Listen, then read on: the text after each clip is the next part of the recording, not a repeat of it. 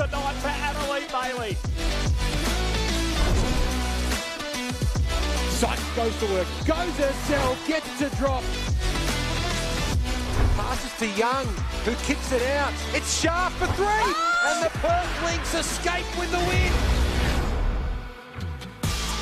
Round 11 of WNBL action tips off with a Thursday night clash in Townsville as the Fire host the Bendigo Spirit. Two teams who put on a fantastic show in round 8. The Spirit stormed back from 14 points down midway through the third term, got within 2 midway through the last before the Fire steadied to close out the victory. Bendigo fit and healthy after an 11-day break following their huge upset win over the Lightning. They're raring to go again as they fight to keep their finals hopes alive. Good evening, everyone. Welcome to Thursday night WNBL. Jason Bennett alongside coaching legend Laurie Chiswick. And Laurie, while the Townsville Fire will start favourites in this game, there's a genuine belief inside the Bendigo camp that they could really challenge tonight for back-to-back wins for the first time since January of 2020.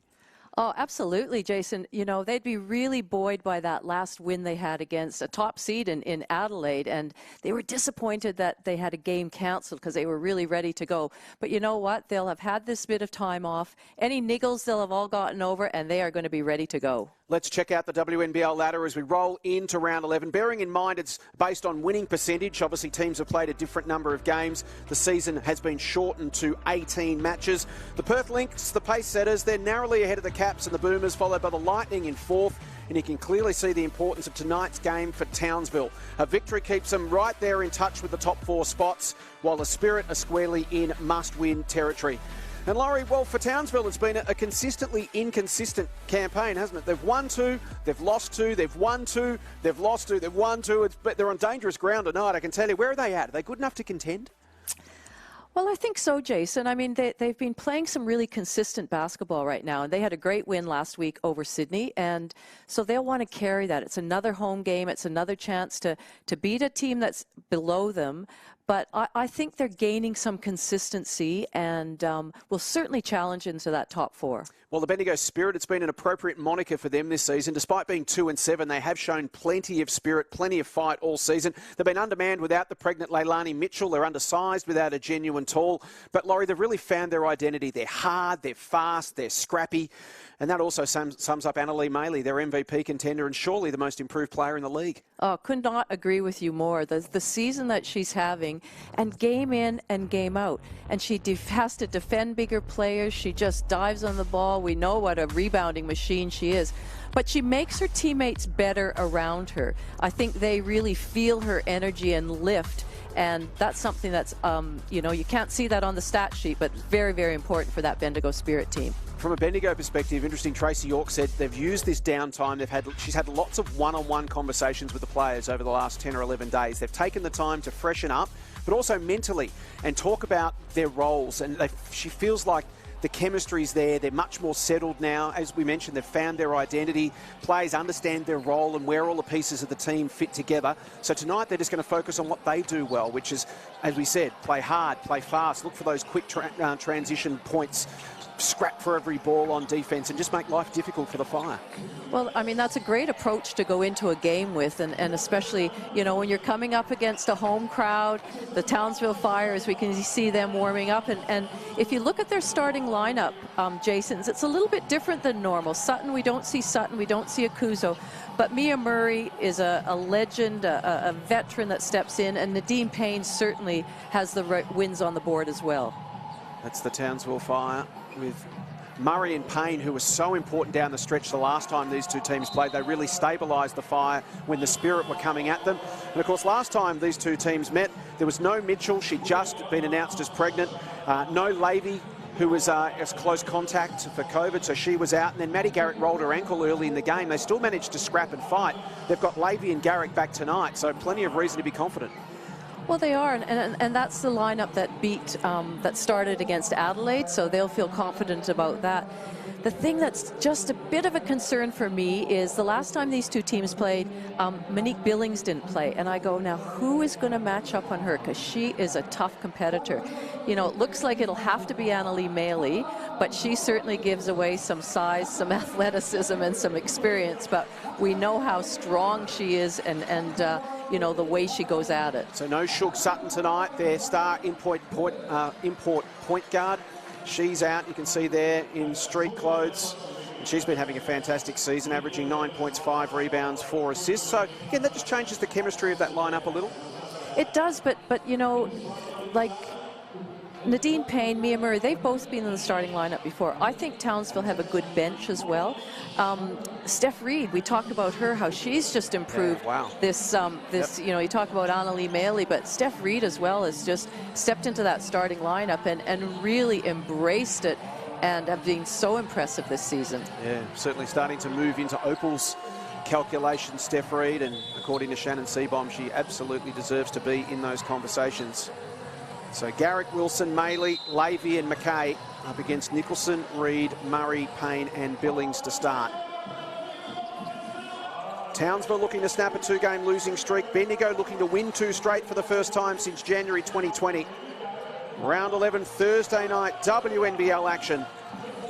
It's the fire and the spirit from the Townsville Entertainment Centre. Great to have you with us. And away we go. McKay gets the tip. Nicholson beats Maley to the ball. And it'll be fire possession. Reed matched up with Levy to start. Nicholson and Reed combine. McKay stands in the lane. Wraparound pass. And the foul as Billings starts strongly.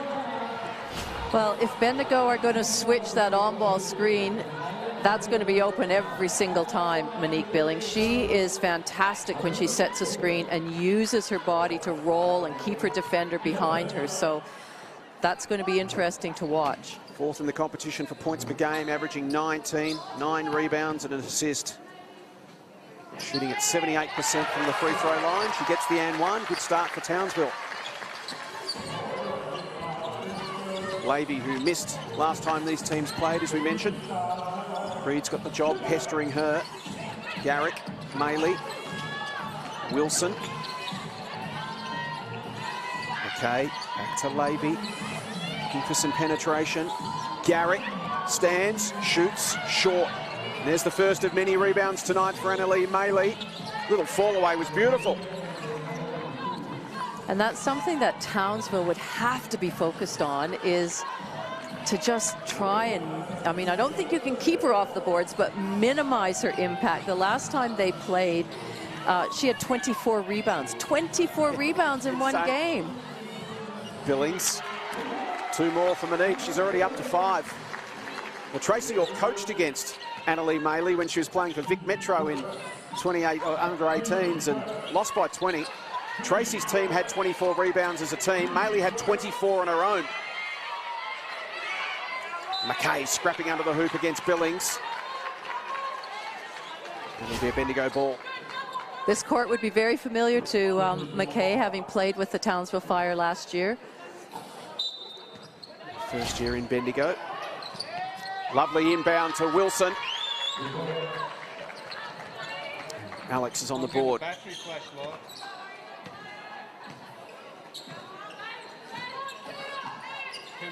Reed.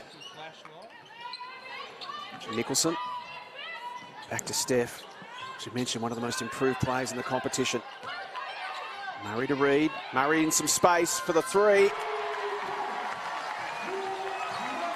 Sharp start here from Townsville. Gee, she shot that ball with confidence. She just, you know, didn't even take a second look. She was wide open and was a fair ways from the 3-point line. And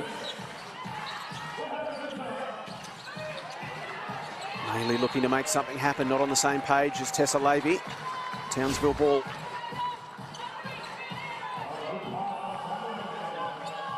great help defense by Steph Reed, coming across and cutting off that baseline.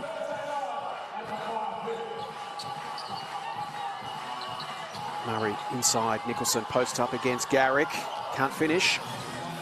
Maddie tidies it up. Levy, one of the quickest players in the competition. Well, you could see she was looking for McKay and then not quite on the same page. Bendigo can't really afford, well, neither team can afford to have turnovers and not get a good shot down the floor. They really need to take care of the basketball.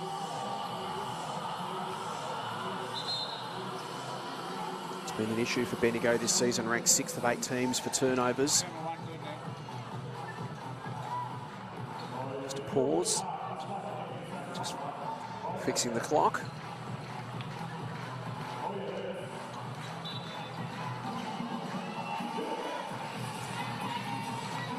Reed and Levy go at it again. It's going to be a great battle to watch tonight between those two. Nicholson and Garrett, it's going to be fun as well. Nicholson left open for the long two. And Townsville already into double figures. Sharp start on offense from them. They're really just weighing up their options defensively and seeing what Bendigo are giving them. 3 for 4 down the floor so far, Townsville. McKay receives from Garrick, off to Levy. Wilson for the three, rattles out. Billings tries to tidy up. Garrick gathers, lays it in for a couple. Right place at the right time. Important for Bendigo to just keep in touch. And now they get a stop. Talked about their spirit. They've been so plucky this year. They just hang in and hang in. Maley for three.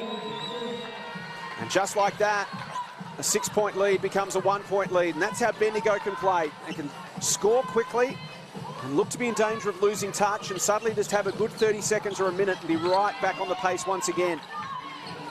Well, both these teams offensively average the same amount, 72 points per game. It's just that Townsville are much stingier at the defensive end, so we'll see if that plays out tonight. Murray couldn't get it to go.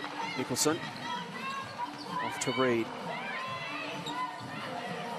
Billings lays the screen. Reed tries to weave through traffic. Nicholson's wide open for three. It's a little heavy. And Wilson gets the board. Trying to get it inside to McKay. Good work there from Murray. Nicholson, fast break. Reed. Nicholson really just placed that pass out in front of Steph Reed and she ran onto it.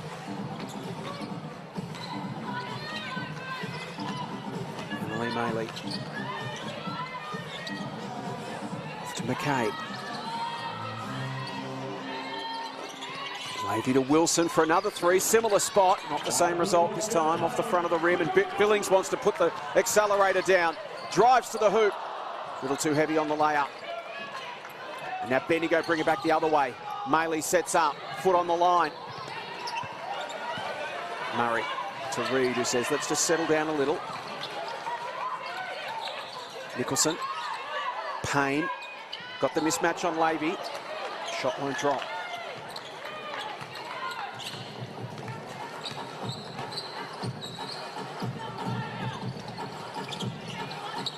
Maley to McKay. Confronted by Billings. Off to Garrick. Pressured by Murray. Drives through the lane. She can't get it to go. Picks up her own board and is fouled. Maddie Garrick, who rolled the ankle early in the clash with the Fire in round 8. Should be important tonight. Averaging 13 points a game. I thought she had her best game against Adelaide. She had 17 points, and it was just the most... she looked really confident out there. She was shooting the three ball really well, but she was also getting herself to the foul line and driving in. And so if she can carry that form into today's game, that will certainly go a long way in helping her team. It was a slow start to the season, but 18 and 17 points since she did that ankle in the 2 games since. So she's probably a player who didn't want the 11-day break because she played herself into some form. Reed wants to push Levy, and Maley there to cut it off. So chance here for Bendigo, with just over 4 left on the clock for them to pinch the lead. Carly Bogues on the floor. Beautiful find inside to Levy, and the Spirit take the lead. I was just thinking to myself when I was watching Bendigo run their flex offense, thinking they need to use their screens more, they need to cut a little bit harder, and that's exactly what Levy did to get herself open on that flex cut. And what a rebound by Monique Billings. That's the thing, having somebody like Monique out there. If you're not shooting the ball particularly well, she's there to clean up. So powerful at 190 centimetres, athletic, great vertical leap. Tough to stop. Bow, loose pass, was looking for Goulding, picked off by Nicholson.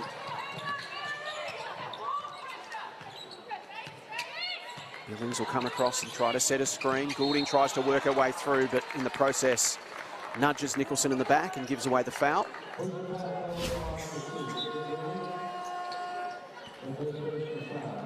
Look at the power there from Monique Billings. Played college basketball and high jump, so she's got a superb elite vertical leap. Oh, I didn't know about the high jump, but yeah, that's impressive.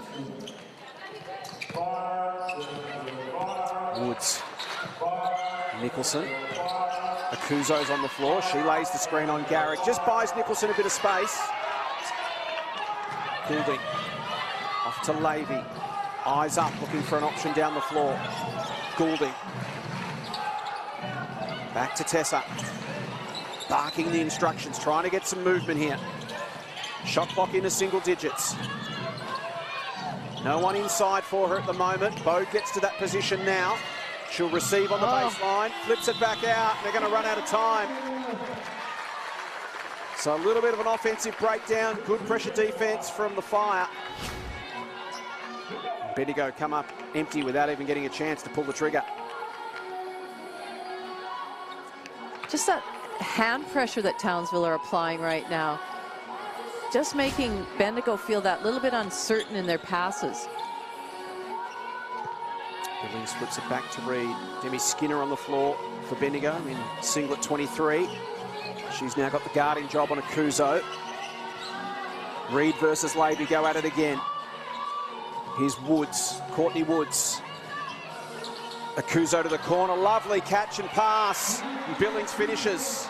And Monique Billings is already a problem. She's got 9 of the 16. And a turnover.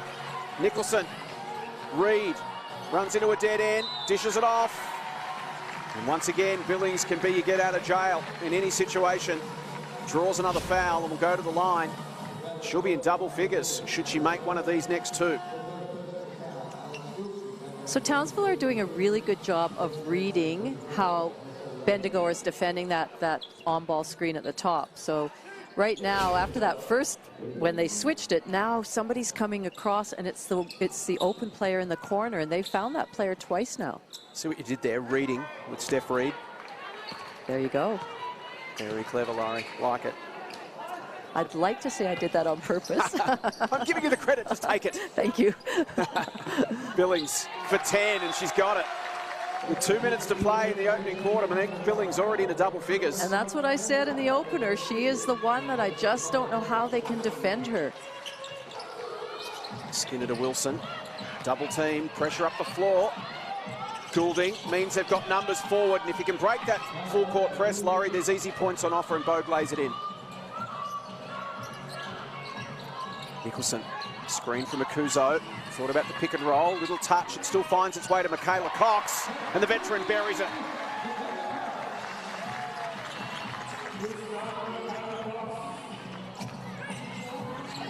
Fire back out to a 5-point lead as we tick under 2 minutes. Garrick to Wilson.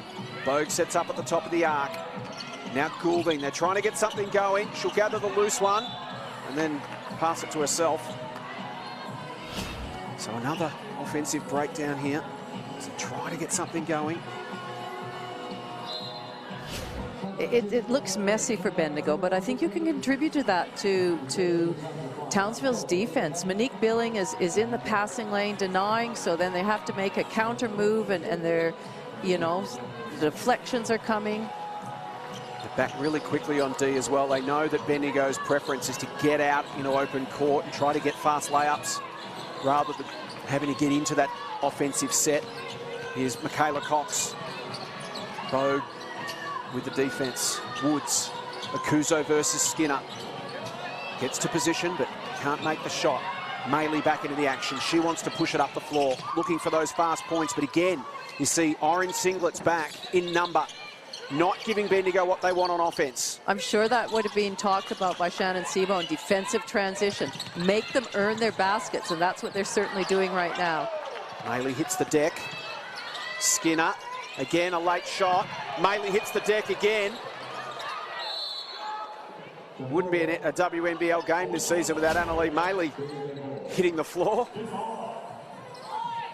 Down she goes twice in the one passage of play. And that's her full-blooded at every play. Puts her body on the line for her team. Bendigo are just hanging around. It feels That's what they do, isn't it? It is. It feels like Townsville should be up by a lot more, and it's a 5-point ball game. So scrappy, they're so persistent, and they just stick to the task. Even when it feels like momentum's swinging against them, they find a way. And this time it's Bogue who draws the foul. Ball inside coming from Demi Skinner.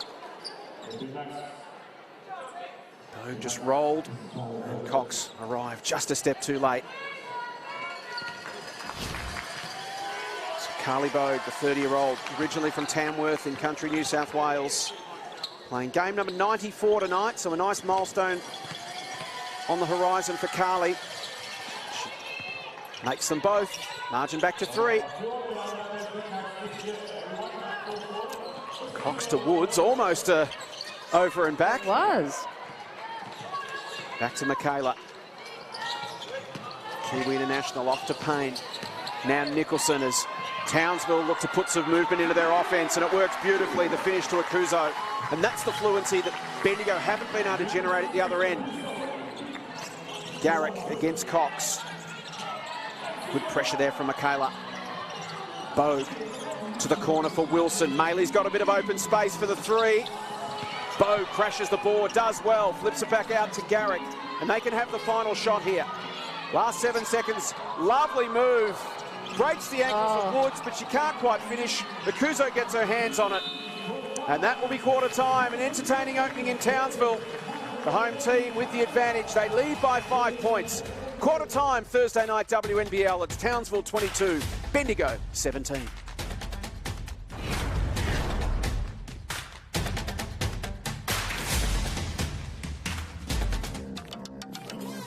Everyone who said we're not strong enough, not fast enough, wrong.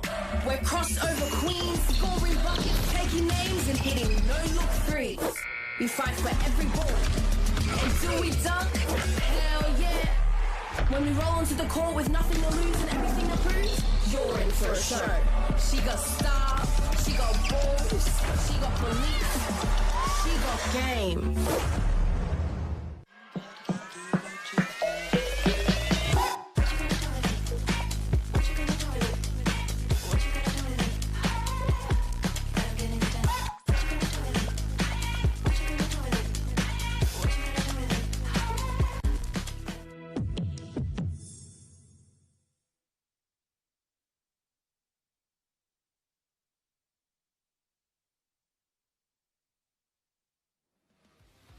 Quarter time in Townsville, Thursday night WNBL. Sweet move from Maddie Garrick, just couldn't quite get it to drop. And at quarter time, as always, Bendigo just hanging in, scrapping, fighting, clawing, sticking around. Townsville a couple of times threatening to pull away.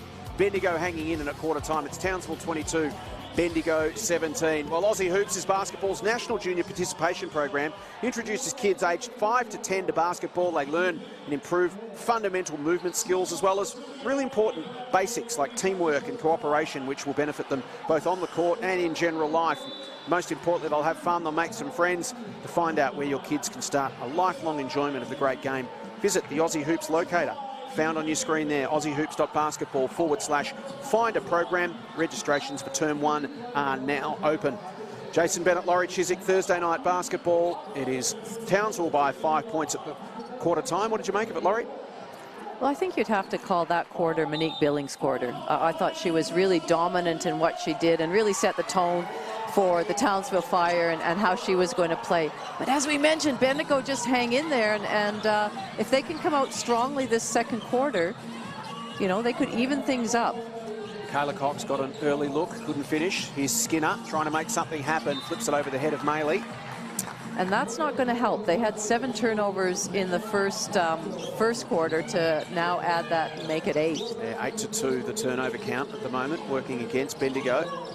Cox, Nadine Payne, Nicholson busy as always. Looking for an option inside, it's Akuzo. They have that size advantage, they're looking to make it pay. Well, they are, and it's such easy two-man basketball. Come off that screen, roll, get a smaller defender behind you, and Nicholson just took her time and made that pass inside. been an issue for both these teams all year. In fact, points in the paint's been a strength for Townsville. They're plus 52 on the season. Points in the paint for Bendigo, they're minus 60. They just don't have that size. It's not the way they play. Kuzo slaps it away. Bo gets a wide open look for three. Not quite. Maley, another rebound for Anna Lee, and she finishes. Anna Lee Maley up to 7 points, 5 boards.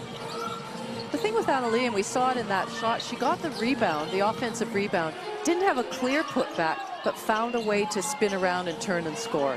Cox to Akuzo, working on Bogue again.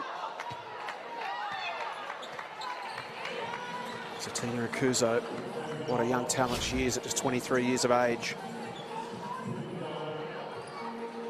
Spent a bit of time in the Opal squad late last season, which is the next stage in her development.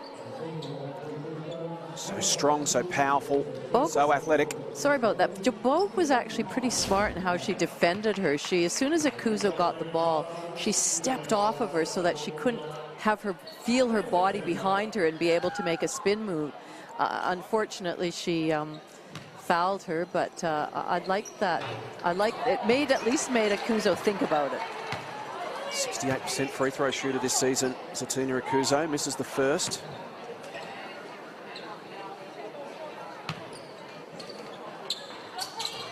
And misses the second. Maley off to Levy. Now got Michaela Cox to deal with after having been matched up with Steph Reed for most of the first quarter. McKay, nice move on Payne. Wilson, the free throw line. Wide open shot here for Skinner. That was really patient execution of that offense. And Debbie Skinner, who we know can shoot the three-point shot, got a wide open look. Reduces the margin to 2 once again. Woods, Payne from the corner. Can't respond. Once again, Bendigo with a chance to tie it up or hit the front. Maley sweeps it left.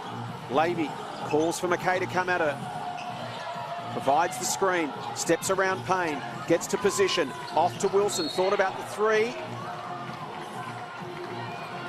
Whistle goes. Alex Wilson just a little sore after that contact. Just copped a knee inadvertently there from Courtney Woods. Important signing. Wilson. Hasn't she been good for them to step in the absence of Leilani Mitchell? Been really important. Averaging 9 points, couple of rebounds, 3 assists a game. That's going to be a turnover. Townsville ball. Offensive foul.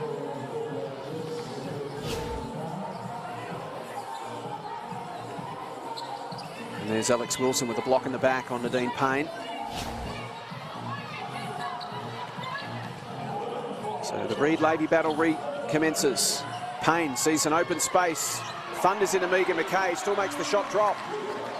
That was a good finish because Megan came right across there. Hands were straight up. It was really good defense, and it was a nice finish by Nadine Payne. Maley to McKay. Wants the inside ball to Skinner. Can she work the move on Akuzo? Does really well. Got her off balance, but couldn't quite finish. Still a Bendigo ball. McKay.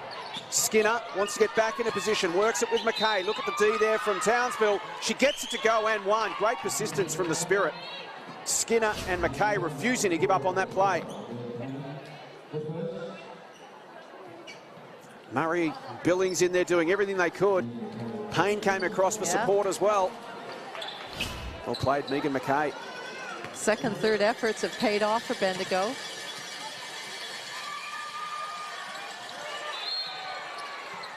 Maley just pointing to Dean Payne saying, hey, we need a reset there.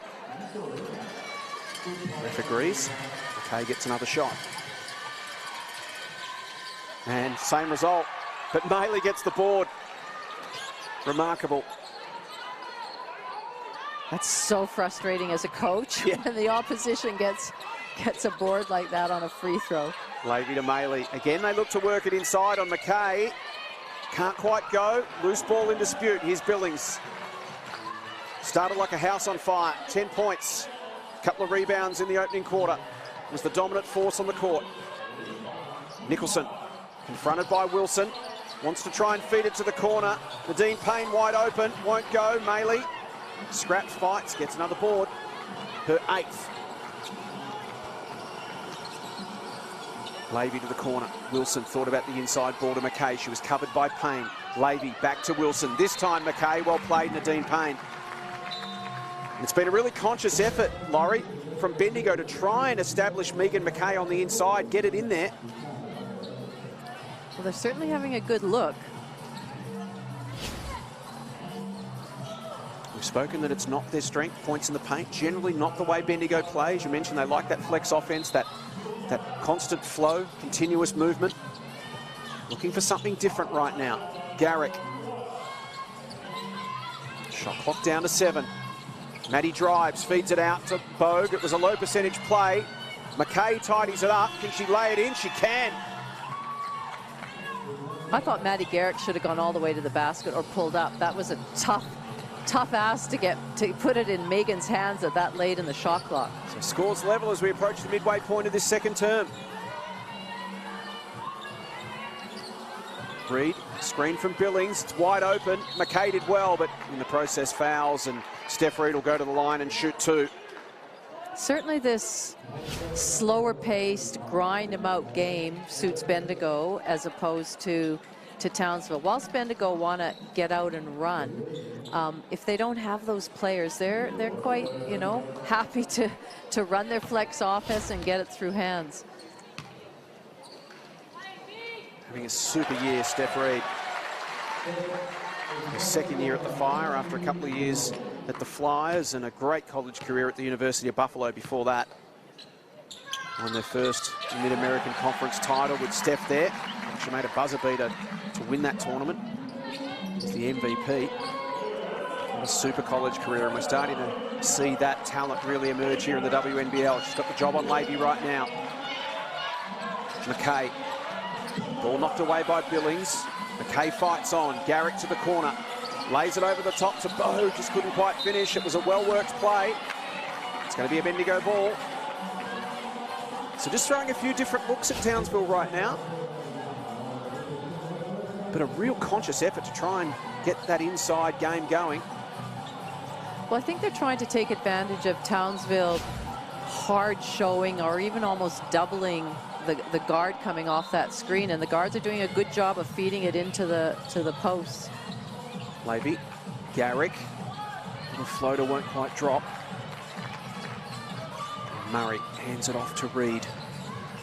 The Fire by 2 as we approach the midway point of the second term. Reed versus Garrick, Billings the screen. Reed drives herself, little hand in there from Lavey. And Steph Reed will go back to the line to shoot another 2. That was, you can see one screen here, then another screen there. She was coming off 2 screens from the high, and I think that confused the defense a little bit. A multi-screen. A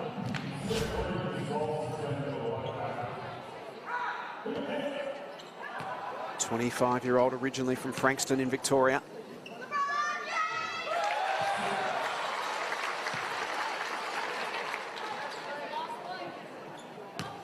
Coach Shannon Seabohm described her to us recently as the best defensive point guard in the WNBL and Australian basketball, in fact.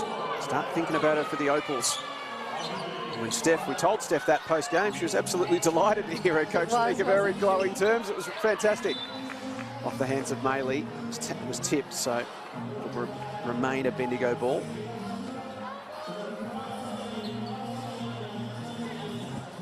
Lee with 7 points, 9 rebounds already, headed for another double-double. This phenomenal season of hers continuing. Wonderful profile piece this week on Code Sports, written by Linda Pearce about Annalee Maley. If you haven't seen it, do yourself a favour. It's a wonderful piece about her story. And Maddie Garrick this time draws the foul. Bendigo got genuine belief here. Margin sits at 3.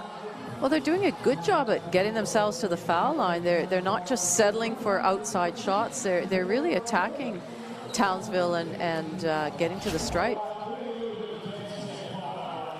So timeout called with 4:51 left in the first half.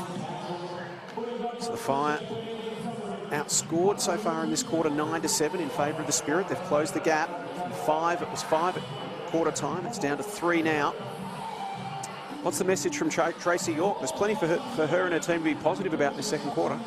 Well, I think they need to keep doing what they're doing. They're, you know, getting the ball inside and looking at their bigs, then getting themselves to the foul line. Right now they're 4 from 5 from the stripe, so I would say keep doing that, you know, unless you're wide open. I think they've used the ball a little bit better. We talked about they had 7 turnovers at the quarter time. Well, they have 9 now, so they've had two this quarter, so they've certainly taken care of the ball more. Some intensity on the face of Shannon Seabohm there.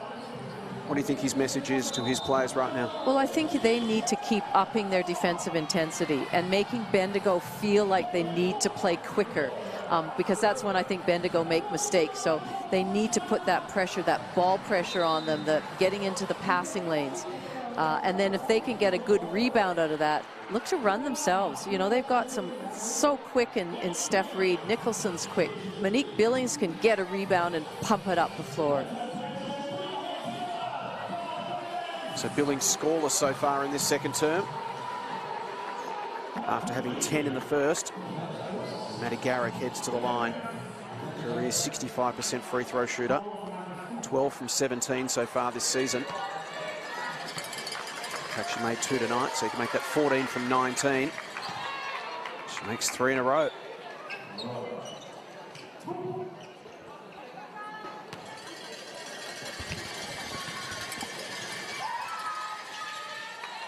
Good from the stripe tonight. Bendigo, the lowest free throw percentage shooting team in the competition this season, but they're making them count this evening. It could be important because they're generating lots of opportunities, getting to the line, and it's a 1-point game. Billings to Murray. How can they get Monique Billings back involved? Akuzo does just that. It worked for them in the first quarter. They go back to it now.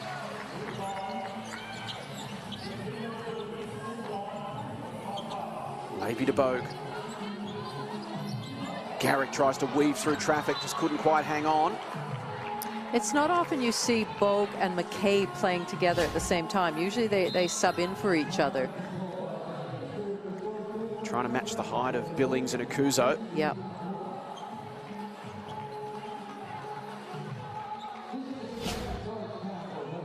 So another timeout call. 3-point game. Billings with 12 points leads the game. Steph Reed's got 5 for Townsville, 4 to Akuzo, 3 each to Murray and Michaela Cox, while for Bendigo, 7 to Annalee Maley, 6 to Maddie Garrick, 4 each to McKay and Bogue. They're doing it by committee, the Spirit right now. And I think that's how they have to do it. You know, we talk about Annalee being, you know, so prominent in her rebounds and her scoring, but she needs to have her teammates filling those gaps as well, and they need to do it by committee. And certainly the likes of Levy, Garrick, they can do that. They can put points on the board. We spoke at the start of the night how Tracy York has been talking to her players and very clear on roles, clearly defined roles, and how your little piece fits into the overall big picture. It can be something that can be easily overlooked, Laurie, when you're coaching, isn't it? You just sort of make the assumption that players kind of have a complete understanding of where they fit in, but sometimes that clarity is exactly what they need. Well, I think most coaches at some stage of the season, or whether you're in a week-long tournament, you do have those conversations and to make sure you're on the same page, the coaches and the players, because that's how you're going to get the job done. Levy, Maley, tough shot, she makes it. Really tough shot. I love how Annalee Maley now has a shooter's mentality. Yep. She'd never had that before this season. Really positive approach to her basketball. 1-point game. Billings just too big, even for Annalee, but can't finish. And in the end, Annalee gets the last laugh. She grabs the board. Garrick getting busy. Weaves through traffic, sets up for the long 2. Comes up short, they scrap, and once again it's a Bendigo ball. McKay gets the finish, and Bendigo are in front. Wow. They've had a period of sustained momentum in this second quarter, and one of the challenges has been for them Laurie, converting that into points where they are on top in a game, but in this second quarter, they're finding ways. Well, they are, and we talk about it, and you talked about it at the beginning. They scrap, and they come up, and they dive on the floor, and they do whatever they can. And now they're giving themselves that second check opportunity, and they're finishing some of those. Look at that rebound count, 23-9 in favour of Bendigo, and now an error from Townsville on the inbound, so it'll be a Bendigo ball. Townsville really just need to settle and get back to doing what they do really well, and that's get the ball through hands, set the tempo of the game. Lots of movement, need to get it in. Levy does that to Garrick, top of the arc. Against Woods, now works on Billings. Maddie for the long two, won't go. Maley crashes the board. Townsville ball. Annalee just so positive, so bubbly. Tracy York can't speak highly enough of the positive impact she's had on this group. Just always up and about. Lifts her teammates on and off the court. They're the sort of players you need in a season like this with so much uncertainty. You need good quality people in your group. Kuzo to Reed, who's a bundle of energy herself. Kuzo tried to put a move on McKay, lost her footing. And now Levy can press the floor. She's got Maley to the left. Lovely look away, but in the end, McKay couldn't quite haul it in. Kuzo, speed, Nicholson, drives and finishes. Townsville back in front. That's all class by Nicholson, just recognizing that, yes, the defense were back, but they weren't set, so she punched it in and got a, I'm not going to say an easy basket, a really good basket. Billings active against McKay. She hangs on, feeds Garrick, who finishes. Maddie Garrick up to 9 points now, and her good run of form continues. 17 and 18 in her last two starts after a slow start to the season, really finding her feet in this lineup. She's one of those players who has now found her groove, found her niche. Woods. Billings sets up against Maley, tries to drive through the two and does. It's not a lot Annalee can do defending her. Arms are straight up. She's just got the size, the strength, the athleticism. Levy pulls up for three. Great response from the Spirit. 2 minutes left, first half. Bendigo by 3.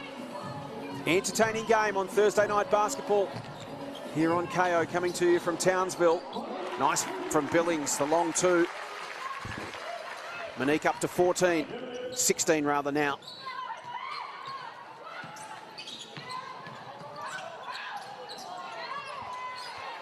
Levy.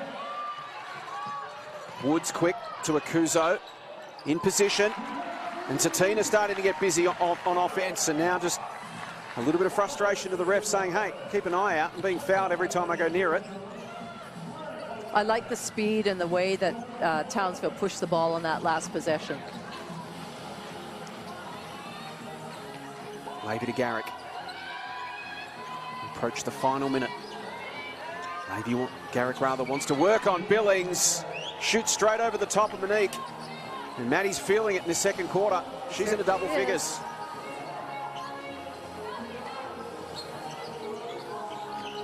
Nicholson again looking for a driving lane. Billings just creates one of her own. Pretty smart, Billings. She just shot that shot from that foul shot range. Well, here we go, an answer straight away. But what I was going to say is that closeout was long, and then she went to the basket. Good answer, though, by McKay. So there's one of those quick transition points that Bendigo are looking for, and there's Billings, so athletic. And again, a little bit of frustration with the refs. So it's a 1 point lead to Bendigo, 37 seconds left in the first half. No Shug Sutton for them tonight. See there. Shug watching on. Yet to see Lara McSpadden. They're back up tall. So it was the 5-by-5 at quarter time. Bendigo having a very good second term. They've added 25 points to 19 to snatch this lead with 37 seconds to play.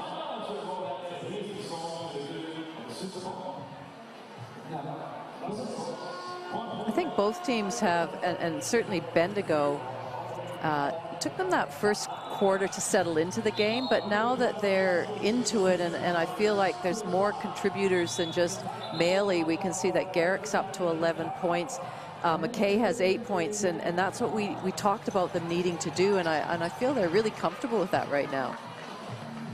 Billings the dominant force for Townsville with 18. Akuzo now up to 6. So 24 points of their 41 coming from their two bigs. Here is Monique Billings. So 37 seconds left on the clock. Michaela Cox looks to bring it down the floor, just gets it into the front half. Payne. Woods back to Payne. Now back to Michaela Cox. Nicholson in constant motion. Woods and Michaela Cox combine again. Shot clock down to 5. Nicholson will want to drive on Levy. Levy gives her nothing. Tough shot. Great defensive set there from the Spirit, and they'll get the last look. Levy. Garrick feeling it this second term, but not on that occasion. McKay the tidy up, not quite. And it's Bendigo at the half, coming from 5 points down at quarter time to grab a 1-point lead at the major break. It's Bendigo 42, Townsville 41 on Thursday night basketball. Well, who would have picked that? I'm really impressed with how Bendigo just hang around and now have actually taken the lead. They've played with a lot of aggression and desire in that second quarter to come up with a 1-point lead. You can hear the atmosphere there in Townsville. The home crowd a little stunned. Some work to do there for the Fire, and conversely, Bendigo really feeling it in that second quarter, starting to get the game on their own terms. As we take a look at some of the highlights from the first half, Maddie Garrick with a really important role to play, particularly in that second quarter. She's got 11 points to now lead the game ahead of Annalee Maley with 9 for Bendigo. Steph Reed busy early. Monique Billings dominant early, had 10 in the first quarter, 8 in the second. Akuzo getting involved in the second quarter as well. And it was Bendigo's ability to mix it up on offense that just got Townsville defensively out of their rhythm. It did. You know, we talked about for a while there, Townsville were dictating to Bendigo what they could and couldn't do, and that seemed to really change, and Bendigo found their rhythm. And if we look at the stats there, wow, pretty even. Offensive rebounds, we know we can attribute a lot of that to Annalee, 12 to 5. But across the board, you know, assists, fouls, steals, pretty similar. Huge discrepancy in rebounds. The Spirit with 25 rebounds in the first half. They're averaging 38 a game this season. They've already got 25 in the first half. And of course, rebounds, particularly on offense, means second chance points. Totally. And that's what, you know, we're talking about, that ability to give themselves the opportunity to get those second chance points, and they just keep going after it. And sometimes it took them three efforts, but they still would score a basket. Annalee Maley, 9 points, 11 rebounds in the first half. They did it by committee, as we mentioned. Demi Skinner got involved, added a different dimension. Carly Bogue, and Megan McKay, as always, just a warrior on the inside, battling away, often against multiple numbers, as she did there. Nice little fist pump. And then they went to the line, and they were efficient from there, 6 of 7. Townsville 5 from 9 in the first half. So half-time in Townsville. We've got ourselves a good one on Thursday night WNBL. It's Bendigo 42, Townsville 41.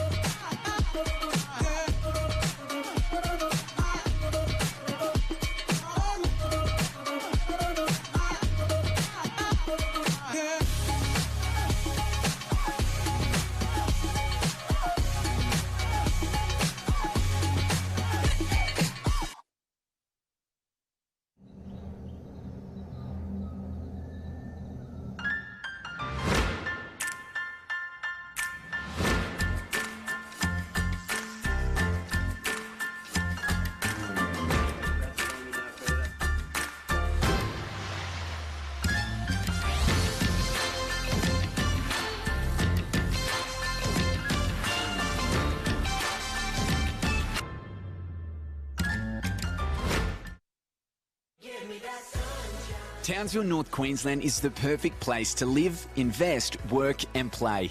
Townsville is Australia's largest garrison city, the events hub of Northern Australia, home to major industry and a bustling global port. Townsville has a diverse economy boasting world-class expertise in tropical health and sustainability, with major tertiary hospitals, universities and research facilities. Your next opportunity awaits. This is Townsville.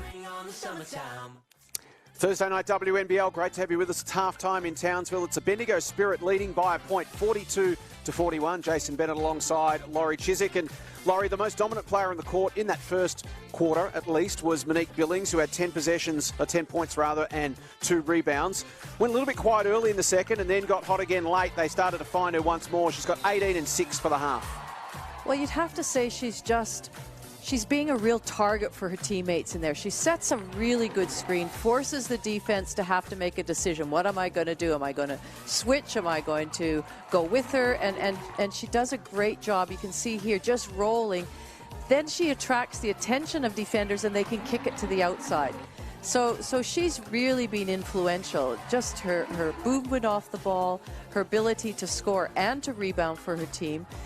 And we've seen different ways that she scored, not only driving, but she shot a shot from the foul line, which is unusual for her. And it's been a really good 1-2 punch between Akuzo and Billings. They've combined for 24 points. Yeah, and that's tough. I mean, I think Bendigo had to make some adjustments to have those two bigs on the floor at the same time, and they had McKay and Bogue to try and counter that. But what a great combination, the two of them.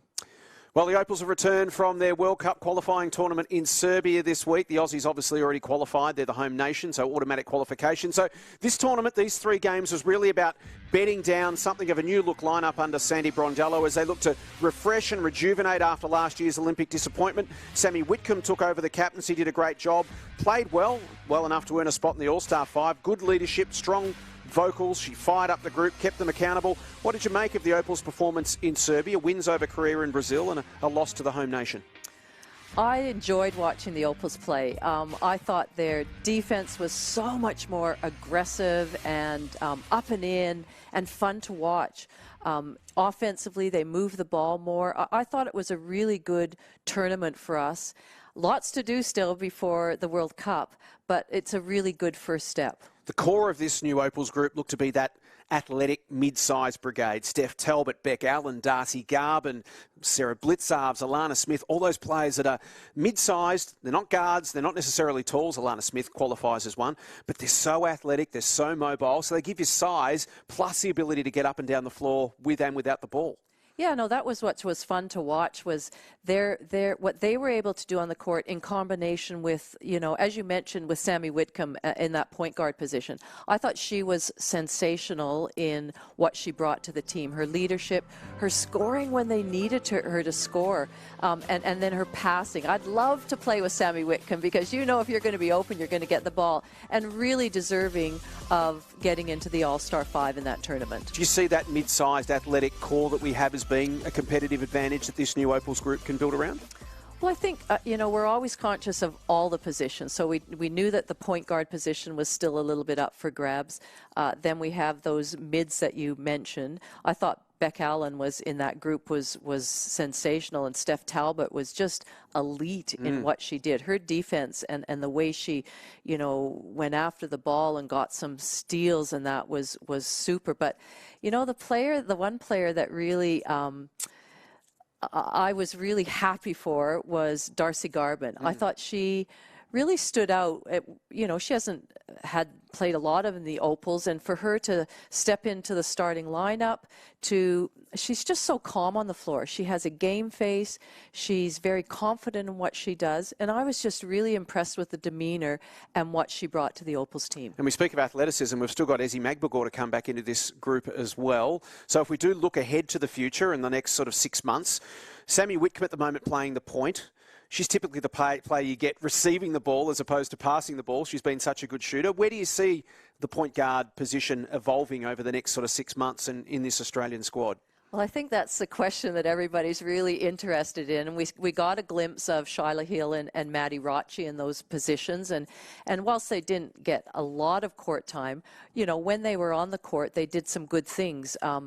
they're very different players. Shyla's much more of a scoring type point guard. Maddie's more of a distributor. You know, Maddie had for the tournament, I think 5 assists. Shyla didn't have any, but Shyla didn't have any turnovers. Maddie had a couple. So I don't think they can both be played together. But I think, you know, you have to add Tessa Levy into the mix as well. So I think that's still up for grabs, that, and it's whatever the selectors and Sandy want. I agree. Sometimes we want Sammy Whitcomb in the 2 spot so that she can be coming off of screens and be really deadly with her shots. So it'll be interesting to see, you know, and the thing is that they need more international competition to be able to put Shyla and Maddie Rocci to the test. And I'm not sure between now and the World Cup how many international tournaments they have, but it'll be really interesting. But I enjoyed watching the games. Yeah, it was fun to watch, wasn't it? Yeah. The desperation, the speed, the ball was pinging up and down the court. It had that intensity that maybe we just sort of felt like the Opals had been lacking for a little while in previous tournaments. Well, the other big talking point of the week has been 2 game cancellations in the WNBL. The first was last Saturday's Lynx versus Spirit game, and we want to explain the difference between this one and the game that was cancelled tonight between the Caps and the Flyers. Now, Perth contacted the WNBL on Friday to advise that due to injury and illness, which subsequently proved to be COVID, they were down to a roster of 6 players, and therefore they were unable to meet the league regulation of 7 as the minimum. So that's the minimum for COVID protocols. If you have less than 7 fit players, the game can be cancelled or postponed or rescheduled. So that game was, in fact, cancelled, and rescheduling is currently being explored. Now, the other game, Laurie, was the game that was supposed to be on tonight between the Flyers and the Caps. And on Monday, the league was made aware of a number of Opals players who had been delayed coming back from Serbia. They'd been pushed back and bumped off their flight for 24 hours. So they landed in Australia early this morning, so within 24 hours of tonight's game. So the league, the Flyers and the Caps got together on Tuesday to try and reschedule tonight's game, but were unable to land upon a suitable time slot between now and the end of the season. So early next week was investigated. It wasn't possible due to Canberra's home court being unavailable. The Flyers also with 3 other players who were missing through injury and illness. So they felt that suiting up tonight with 7 fit players just wasn't in their interest of their health and well-being. So because they were at 7 and not 6 like Perth, they elected to forfeit the game awarded to the Caps with a 20-0 scoreline as per FIBA regulations. So it's interesting times. It's been a bizarre season. What have you made of all of that? Oh, it's so hard to see that happen in our competition. I feel for the players, the coaches, the fans, you know, that are wanting to get out there and watch them. And we've just been throwing so many loops this year. And so to have the games canceled because we just don't have enough players on the court. And it's just so unfortunate that they couldn't find a time to reschedule it.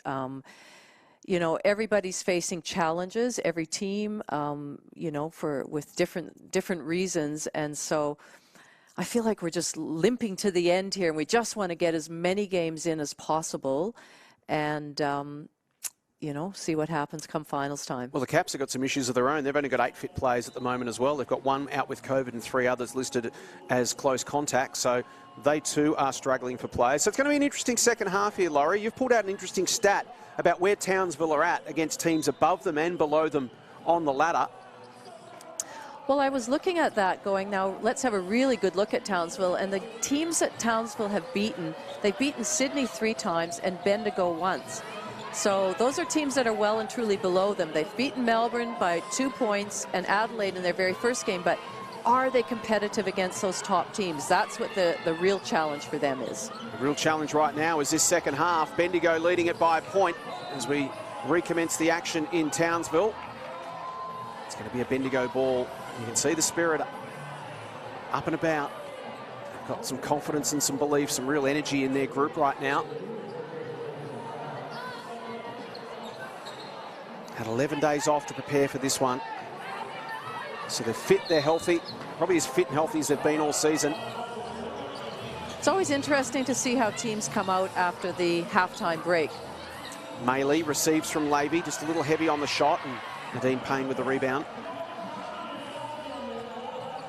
Off to Reed.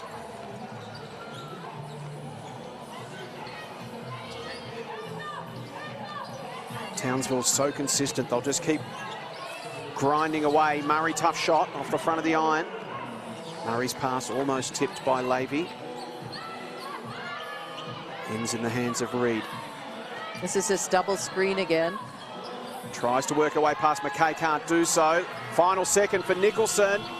Can't make it good. Billings almost the putback. Maley the board off to Levy. McKay inside against Payne. Likes her chances against a former teammate. Draws a foul.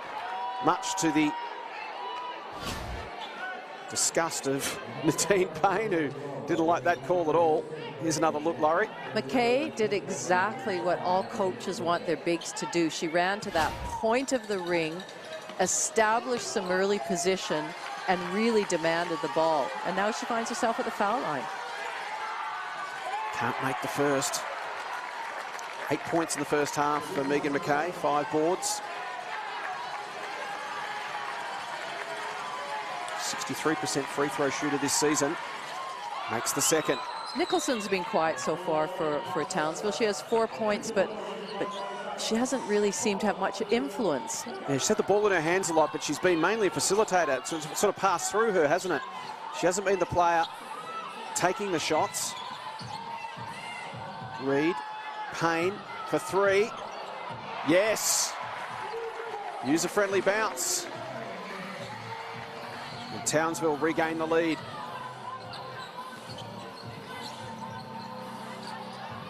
Wilson receives from Levy.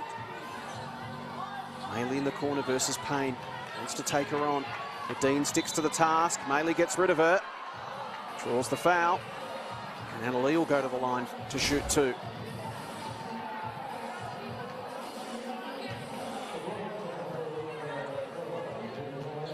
Playing with such confidence this season, Annalee Maley.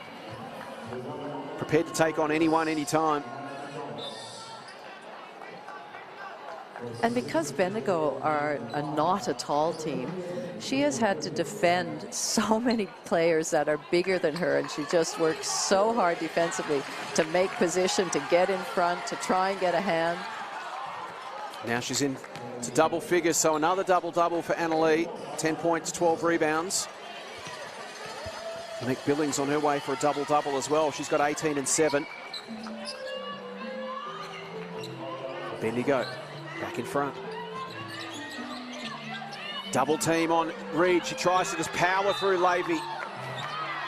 And called for the travel. Frustration for Steph Reed. She's usually the one doing the pestering. Well, Bendigo did a great job of you can see she's right at the halfway line, right in the corner. That's the exact defensive position where you want to set a trap like that. Maley to McKay.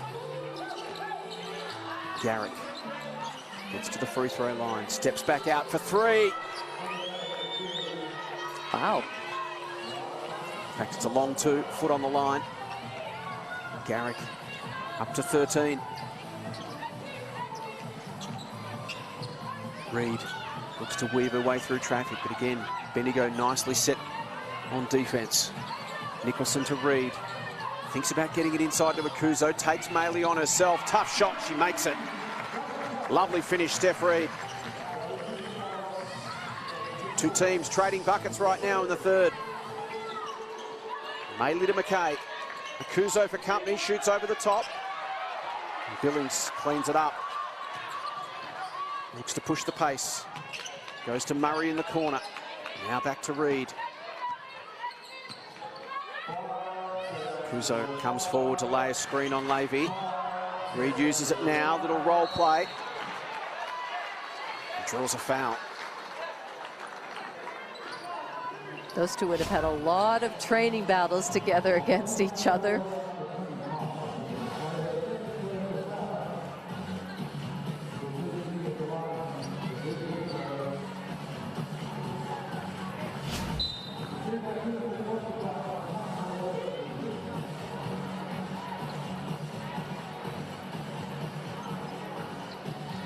Townsville, to me, just don't look like they're playing with a lot of energy and just, it's a little flat. Yeah. And early on, it was Townsville very sharp. Very sharp, up and in defense, they look good. And I just feel that second quarter and even carried on after half time, it just feels flat out there. And Bendigo They've grown in confidence and belief and energy. That's often the way the underdog team, if they can just hang in and hang in, their confidence and belief grows the longer they stick around. And the team that's expected to win just finds it a bit of a grind. They can't shake the other team. They managed to last time they played. Lovely block into the hands of Billings. Now Murray. He's got Billings set up on the inside against Levy in the mismatch. Reed comes forward. Billings trying to establish herself on the inside against Murray. Murray read the play. McKay, rather, read the play. The ball came in from Mia Murray. But in the process, Megan gives away the foul. Just a little tug on the back of the singlet there. Yeah, just trying to get around, trying to get a hand and a bit of a deflection because she knew she was stuck behind her. No Shook Sutton tonight for Townsville. Dynamic American point guard. Reed for three. Maley. Townsville ball. Tracy York just asking for clarification.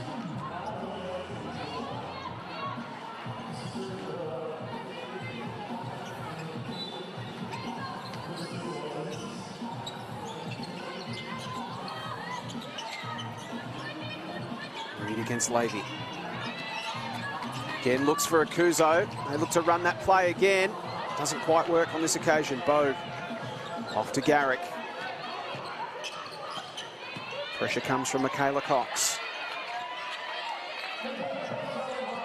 Bogue shows a little bit of it to Billings. Now off to Levy as the shot clock ticks to single digits. She's got Maley deep. The confidence to go for it. It's heavy.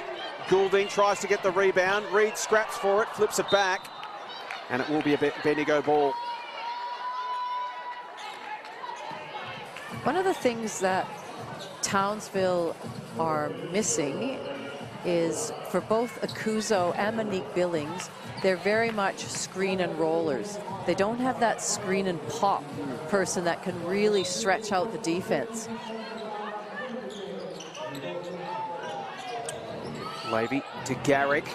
Well, she's a catch and shoot specialist. She's having a good night. If I was Bendigo, I would run a play for her to come off for a three-point shot next time down the floor. She's up to 16 points, Maddie Garrick.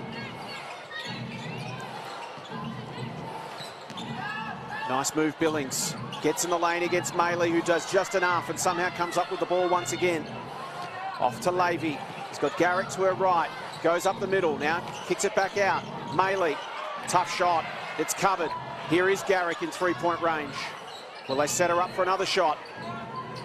Billings comes forward. Garrick says, I'll shoot it over the top. Bogue crashes the boards. Thunders into Maley. Let's hope they're both okay. That was a heavy collision. I think Annalee Maley's offensive rebounding is contagious with her teammates. You see a lot of them crashing in there. Carly Bogue comes from 2 or 3 deep and just thunders in. And just for a moment there, I was worried about her falling across Annalee's knee.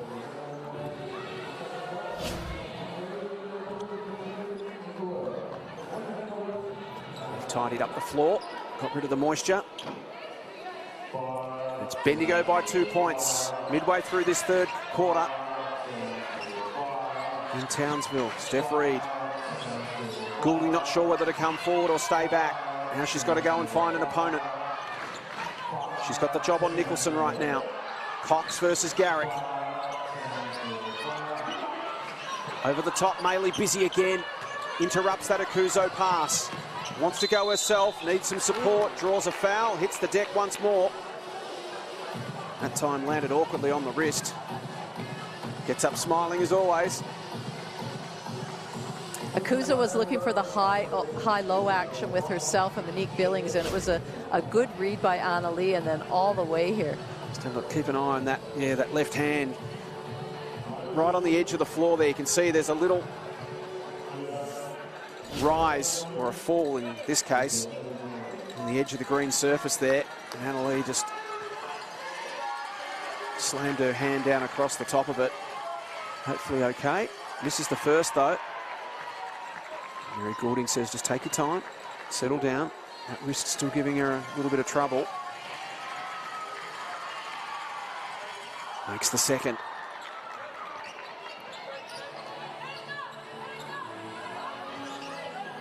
Rita Kuzo, in fact it's Billings. Once again some pressure up the floor from Bendigo almost. Yeah, it was almost a steal by Maddie Garrick.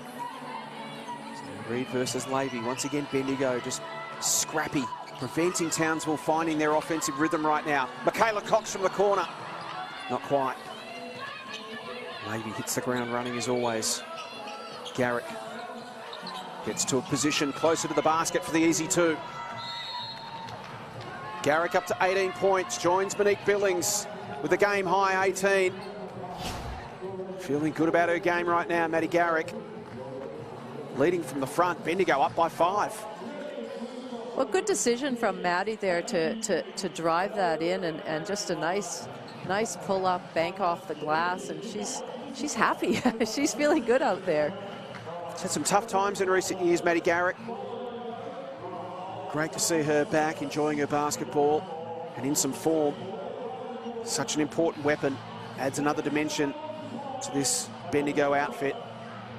And Tracy York will be delighted as always with her team's competitive spirit. They lead by 5. Their execution tonight has been excellent. They've managed to take Townsville out of their own rhythm, Laurie, and get the game on their terms. They absolutely have, and as we've talked about, it's by committee. It's not just Anna Lee going in after the old boards. Everybody's competing and giving themselves second chance opportunities, and have just really been disruptive defensively enough that Townsville just have had no flow, no rhythm right now. So how do they find it? How does Shannon Seabohm get his team out of this funk that it almost feels like they're in right now? They are a bit flat. Well, they are. I think he's got to talk about. They need to cut harder. They need to cut to score, not just go through the motions. Nobody could be a spectator, so you can't just pass the ball and stand. You've got to be active out there so that somebody has to defend you all the time. And I think if they could get a couple of really good rebounds and run and just break that pressure a little bit, that would certainly help. Can they unlock this puzzle right now? There's such an impressive team to watch when they find their mojo. Nicholson this time drives. Haven't seen a lot of that tonight. No, we haven't. And I mean, that's, she's got Monique setting a screen, and that's the first time we've seen Nicholson go really aggressively to the basket, and she can do that. It's one of her trademarks, isn't it? Absolutely. Just so quick, that first couple of steps. She can get defenders out of position and drive so strongly to the hoop. Can she finish here? Get something going here for the Fire. And that's all it will take for Townsville. If they get just a couple of baskets, we know that they can also pile on points pretty quickly. Nicholson makes them both. 3-point game, 3:42 left in the third. Really fascinating contest on Thursday night NBL. It's a good crowd there. The crowd needs to get involved somehow, and that's what the team has to do something. Goulding receives back from Levy. She's having a good shooting year, Mary Goulding. Can't make that one drop. Foul there on Woods. She was trying her best to block out Anna Lee. Courtney Woods, 24-year-old from Brisbane. Another to have spent some time over in college at Northern Illinois. Their all-time games and 3-point record for Courtney Woods. Playing WNBL game 23 tonight as Maley makes the first. So 3.5 minutes left in this quarter, and Townsville in foul trouble, sending them to the line. Bendigo need to just keep pushing it and keep, attacking the rim and trying to get some fouls. Whistle off the ball. Might be an issue with the clock once again. Yeah, just resetting that shot clock. There's Shannon Seabohm. He's got his concerns. It's only a 5-point margin. It's not so much about the scoreboard right now as it's just about trying to find their flow again. Get that mojo back. Get the game back on their terms. Just get a combination out there that's just going to really click, and whoever it is. It's a really important game for Townsville on the ladder. They can jump as high as third. in that race for the top 4. Nights like tonight, they need to find a way to win and bank those points. They've got some tough games coming up.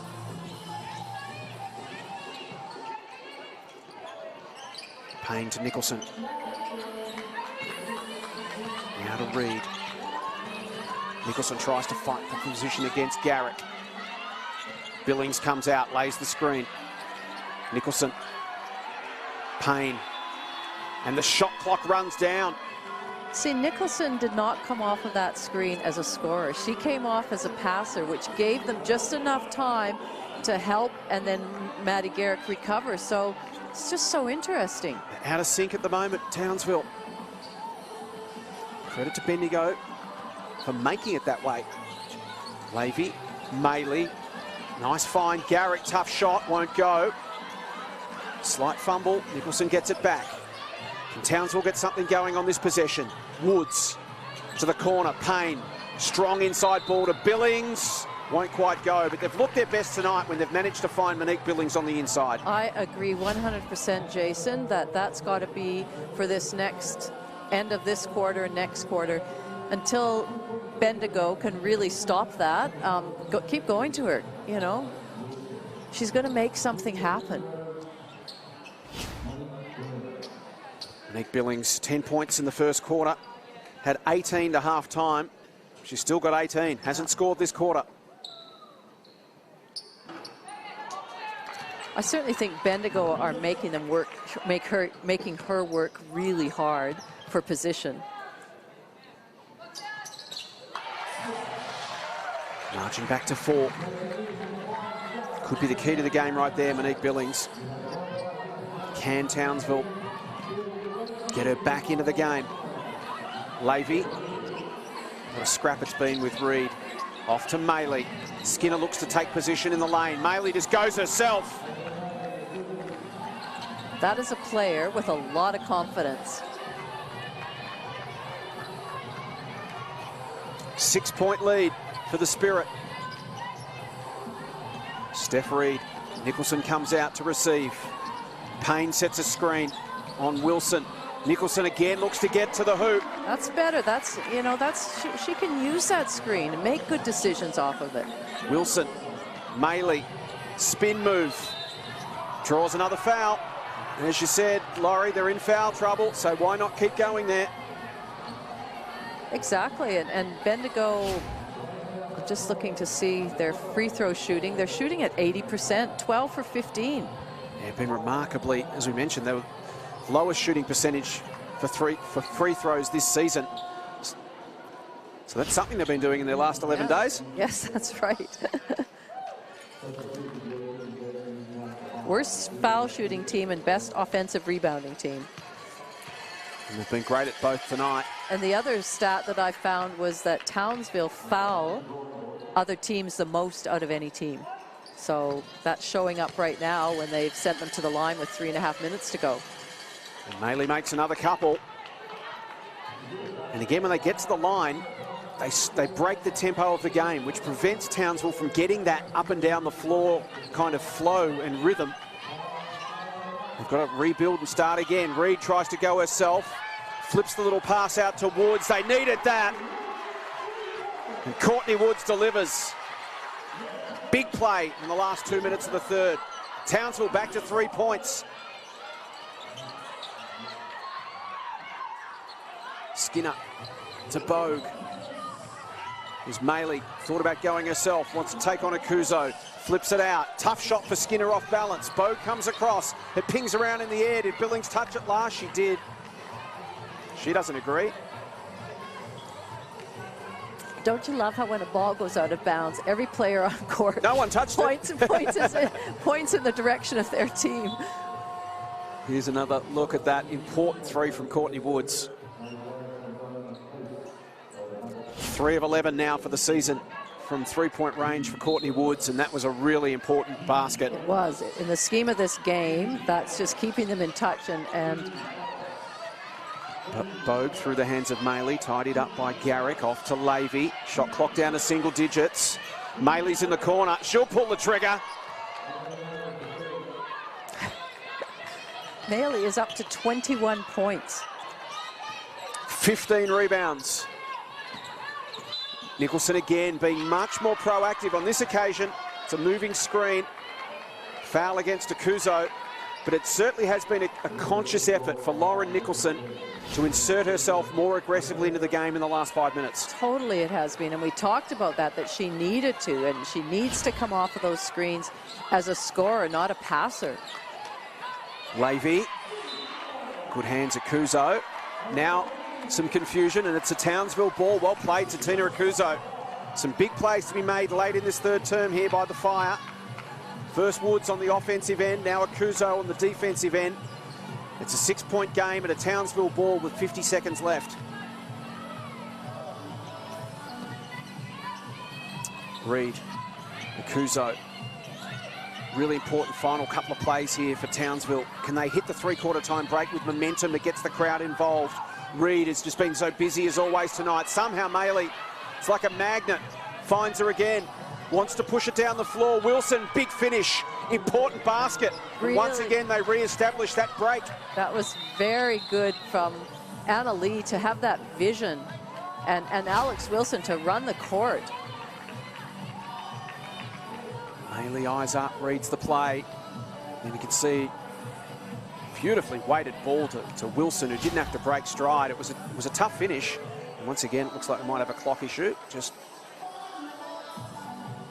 halting play with 20 seconds left in this third term, and that was an important basket as well. As important as Courtney Woods was at one end, that 2 points from Alex Wilson to again just extend the margin back out to 8 and say to Bendigo, hey, settle down, we're good here, we're good. And now Townsville now need to take care of the basketball and get one good shot. Don't give Bendigo another opportunity. So that was the issue. The shot clock had an extra 5 seconds put back onto it. So there's basically no differential now between shot and game clocks. Nicholson looking to get busy and put the team on her back, just drives her way through. Whistle's gone. We'll wait on the call. Nicholson may have just caught one in the mouth there on the way through. She did. 7 seconds on the clock, just checking for a bloody lip. Here's another look. And the physical presence of Lauren Nicholson. Townsville hoping that's going to be a game changer. Just copped an inadvertent hand there, drew the foul. Wasn't convinced, was she? Bit of relief in that body language when she saw it drop. So Bendigo will have 7 seconds to respond at the other end. Nicholson makes them both. Their gun is lifting, trying to pick up her team. Maley leaves it behind. Takes a couple of seconds off the clock. Now it's going to be a rush play from half court. It's short. Wilson will try to finish, but won't beat the buzzer. And at three-quarter time, we have a fantastic and fascinating contest. It's beautifully poised for the final term in Townsville. It's Bendigo 64, Townsville 58.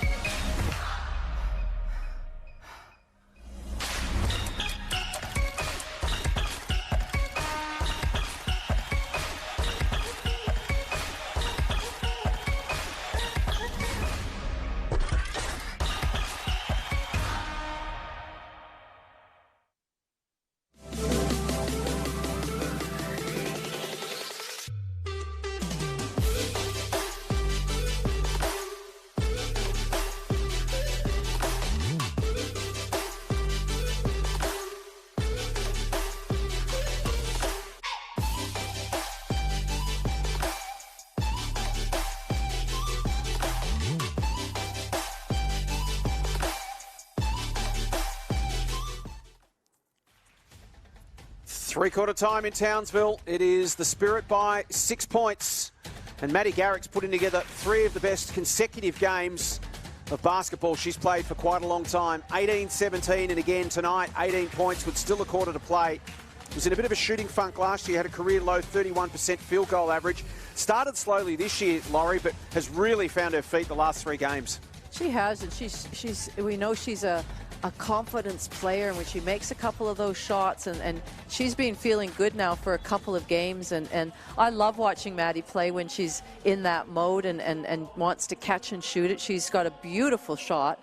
Sometimes I think she over dribbles a little bit, but that's her style, that's her thing. And when she's knocking him down like she is tonight, she's got to just keep going for that. Quite the 1-2 punch tonight. Maley with 21, Garrick with 18, Billings with 19 for Townsville, but only one since half-time, and Nicholson with 10 now, so she got busy in the third term. She's going to be a factor in this last quarter. It's a really important last quarter for the Fire. Win here and they establish themselves inside that top 4. Lose, and they're at risk of losing touch. Well, lose, and there's a big question mark then. Can they beat teams, you know, above them, let alone losing to teams below them? So Reid to Murray. Last time down the stretch when they were challenged, it was a couple of their veterans in Mia Murray and Nadine Payne that stood up. Billings wasn't there that night. She is tonight. Can't get that to go. Good D from Bogue. Maley off to Levy. Back to Annalee. Thought about the gift to Wilson. Went herself. Got Nicholson for company. Off to Bogue. Wants to take Billings on. Tough finish. Draws a foul. Yes, sir. Tangle of bodies over the back as Bogue and Nicholson both tumble out of bounds.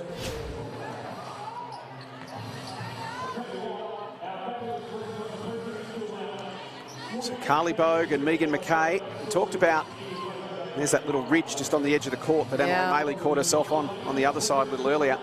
We talked about Bogue and McKay needing to have big nights to combat the dynamic duo, and well done Lauren Nicholson just protecting the back of the head there of Carly Bogue to make sure she doesn't hit the floor.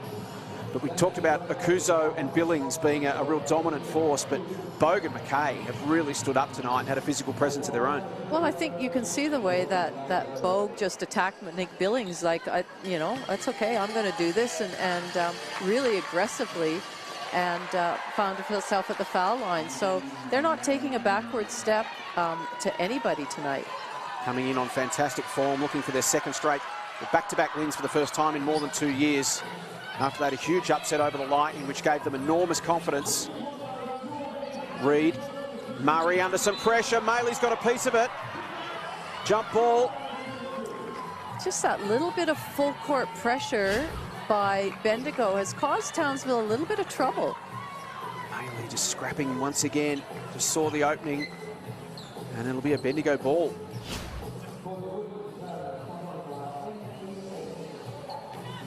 So marching out to a game-high 7 points for Bendigo. Wilson, Levy for 3. Bogue gets the offensive board. They've been dominant at that end of the floor tonight. Billings cleans it up. Off to Reid. Can they find some rhythm and flow here, Townsville? Reid now kicks it out. Here's Woods from the corner again. Can't make this one. Billings under pressure from Maley. Wants to go herself. Lovely little flip. Woods is on the inside. Maley's quick hands. Slapped it to Wilson. Levy to Maley. Back to Tessa. Now Bogue. Wilson against Woods. Got Garrick to her right. Bogue up the middle, goes herself. Can't finish. It was a lovely design. 2 baskets in a row that Carly Bogue were very makeable, gettable baskets. She'll be disappointed. Foul there on Annalee Maley. You see the frustration on Carly Bogue's face. Just threw her head back there. Sometimes I think she rushes. She has more time than she thinks she has. So margin remains at 7. Which team's going to execute the better down the stretch? 8.5 to play.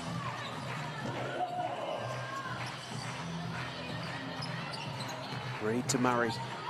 Now Nicholson. Offense has looked a lot more potent with Lauren on the move. Lovely move to Billings. She gets it to drop, and it's a 5-point game. Nicholson's been the missing link in this second half. Just her presence. Garrick. Not this time. Townsville now, you can hear the crowd just starting to try and build a little bit of energy here. And it looks like a great crowd. They really need to get behind the Fire right now. This could certainly, I was going to say, that'll pump them up.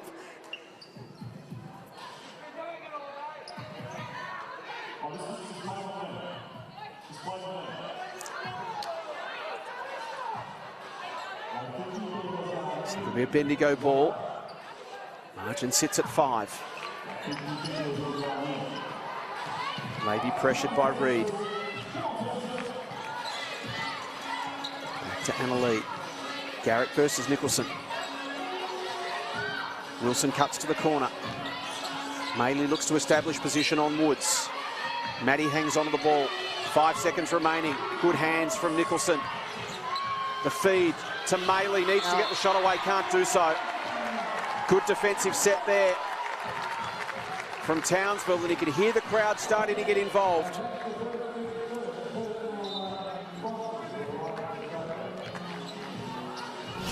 Shannon Seabom with that look in his eye, the intensity.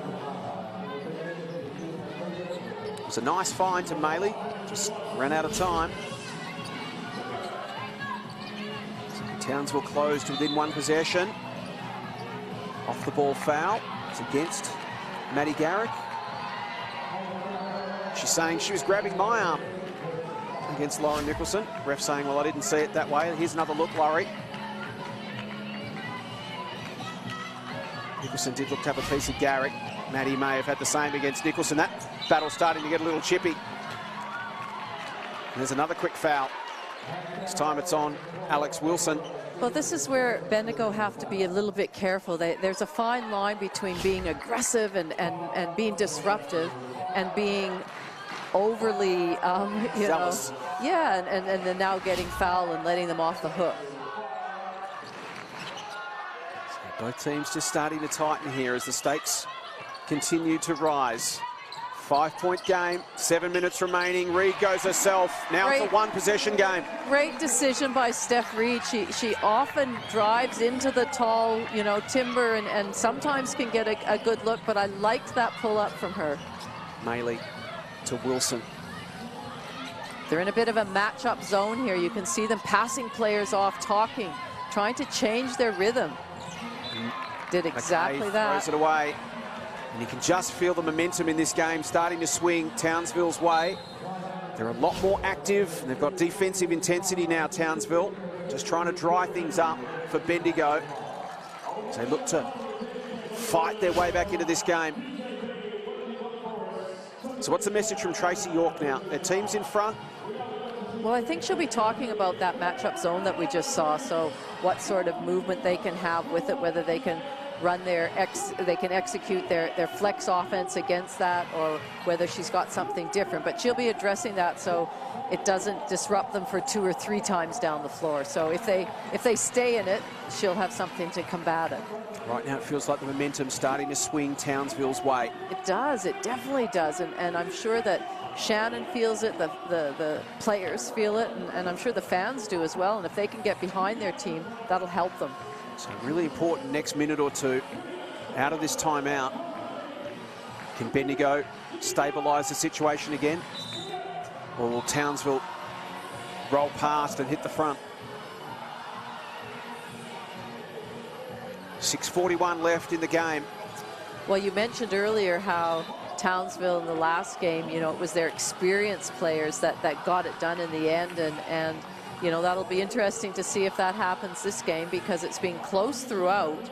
And can Bendigo close out a close game, or is Townsville experience going to help them get over the line? It's almost the reverse scenario tonight. That night, Townsville led by 14 and Bendigo close to within 2 before the fire steadied. Now it's up to Bendigo to find a way to just steady the situation. And they've turned it over there. Things starting to go Townsville's way.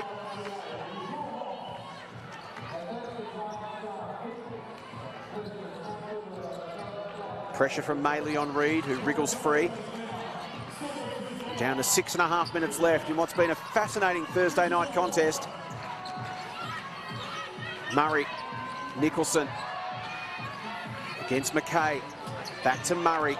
Woods draws a crowd, kicks it out to Nicholson for the 2. And Lauren's been the difference in this comeback for Townsville. She's up to 12 points. We said that at halftime. She only had 4 points, and we just hadn't seen a lot of the ball in her hands or her doing something really positive with it, and we certainly have this second half. Important offensive play here for Bendigo. They want to hang on to this lead. Maley flips it over the top. McKay It's blocked, but it's a foul. And Megan will go to the line to shoot 2. And so important in this situation when you're the away team, the opposition crowd is starting to get vocal. They want to hang on to this lead, because if Townsville get in front, the crowd will erupt. McKay has a chance to stretch it back out to 3 points. I don't imagine we'll see Monique Billings sitting for very much longer. I think, you know, they need her on the court just to be a focal point. Into double figures now for Megan McKay. She's up to 10.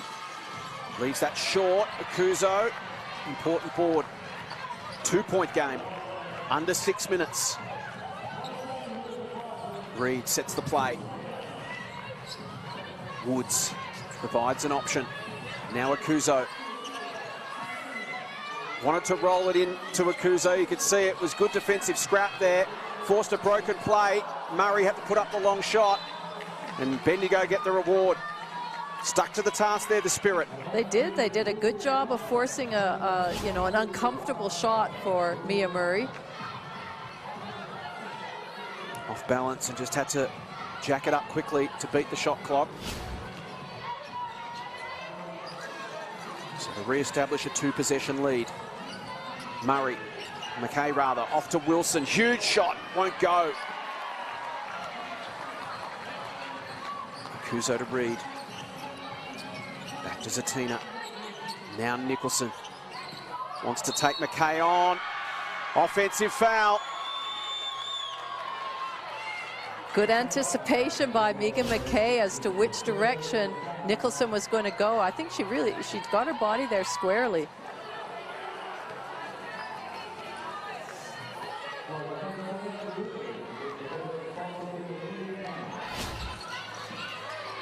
Levy thought about the inside ball to Wilson. Instead, she went to Garrick. Back to Levy. Now Maley. Garrick sets up at the free throw line. Little pop and shoot. Won't go. And now Townsville with a chance to square it up or retake the lead with under 5 minutes remaining. So that's good coaching by Shannon Seabohm to just throw something defensively at Bendigo. They've certainly taken them out of their rhythm, and you could see them talking and pointing and passing players off.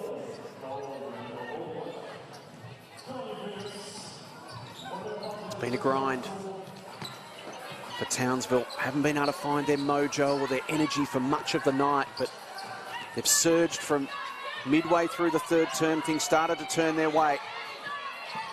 Reed. Bendigo is always plucky. They will not give up. They scrap right to the end. They'll give you nothing. Levy to Maley. Can the Spirit execute down the stretch? Oh, both teams making some critical turnovers at such a bad time in the game. Nicholson to the free throw line. Can't make it go. Maley another rebound. Now to Levy. So a frenetic 30 seconds of play. Garrick. Inside again, looking to McKay. She scraps, she finds it. And it's a foul. So right now I feel like both teams are just trying to make that really great pass, you know, and they should just stick to basics, you know, get through their offense, set some really good screens, look at the wide open players, but right now we're just trying to make the super pass. And that's the pressure, isn't it? Pressure of the moment. Yeah. Both teams tightening up. Maddie Garrick, 18 points. Maley has 21. Billings has 21 for Townsville. Billings still on the bench. There's a turnover. Steph Reed, busy as always, scores a level. And here comes the crowd.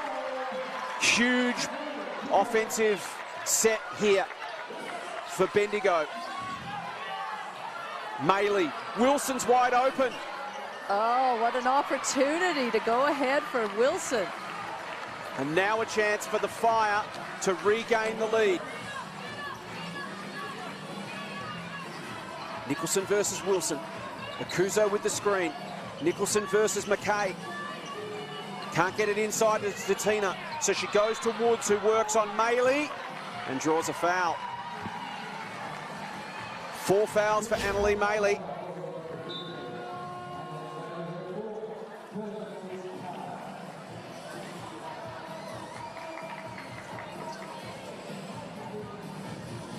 She's the only player on Bendigo's side in some foul trouble. Nicholson has 4 and Payne has 4 for Townsville. Courtney Woods, chance to give her side the lead. 24-year-old playing game number 23 tonight. So I always think this about this time of game is, you know, is it going to be overtime? I don't know how many times I've said that this year. If Megan Huswide is listening, we have a joke about that, saying I seem to call a lot of overtime games. I was about to say, you get it right more often than not, Laurie, so we could be in for another. And Woods can't make the second. It's a 1-point game and a Bendigo ball.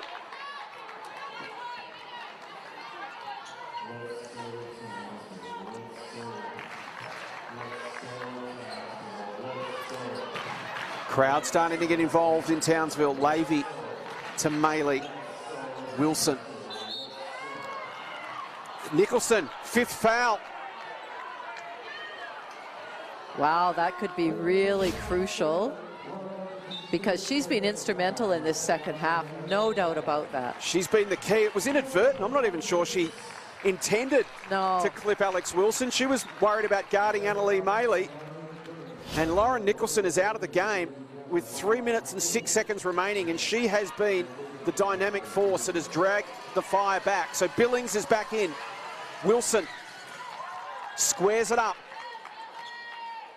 An unfortunate last 5th foul there for Lauren Nicholson. But also the fact that they're sending the team to the line again, it's 3 minutes to go is a long time. And Wilson gives Bendigo back the lead. You can hear what that does to the crowd. Just silences them momentarily. Reed and Cox combine. Back to Steph Reed. Now Billings. Reed once again. Shot clock to 10. Guarded by Lavey. Woods provides an option. Akuzo provides a screen. Rolls to the basket. Reed, will she go herself? Jacks up an unconvincing 3. Great defensive work from the Spirit. Garrick. Wilson and Lavey, 3 of their veterans. Wilson from the corner again. Again, she can't get it to go. Both teams tightening up in this final term. They certainly are. Fire have added 9 points. The Spirit just 4. Offensive foul once again. And Akuzo did that right in front of the referee. She did. She was just too aggressive in setting that screen. 3rd foul on Zatina Akuzo. And there might be a tech foul there as well. Maybe against Steph Reed, was it? Or was it against Zatina? Ah, yes, against Zatina for the abuse or the profanity, which sends Maddie Garrick to the line. And again, listen to what that's done to the atmosphere inside the stadium. Garrick misses. Frustrated, Zatina Akuzo sits down. She's got 4 fouls as well now.